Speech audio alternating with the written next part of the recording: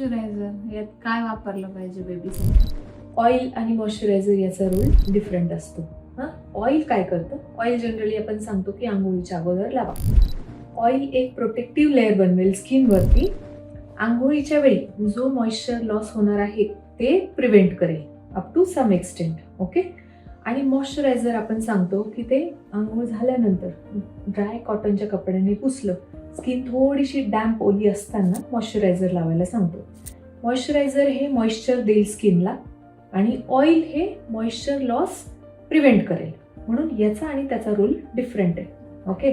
तुम्ही ऑइल लावणार असाल तर आंघोळीच्या अगोदर लावा आणि मॉइश्चरायझर लावायचं आंघोळीनंतर लावा. खूप ड्राय स्किन असेल तर दिवसातून 2दाही मॉइश्चरायझर लावलेलं चालेल.